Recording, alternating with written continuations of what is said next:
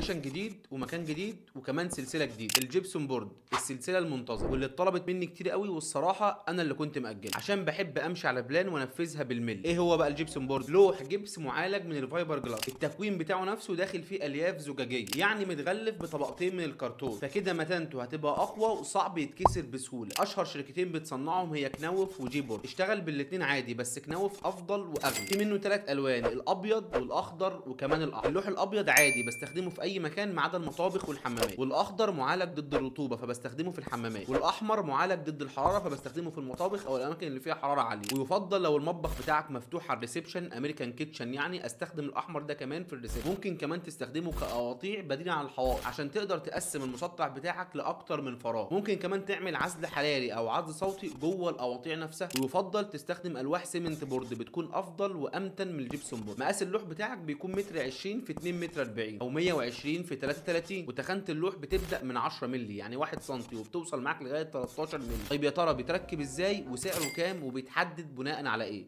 وكمان بتستلمه ازاي؟ ده اللي هنعرفه في الحلقات الجايه. انا محمود مختار وده كان فيديو النهارده. سلام.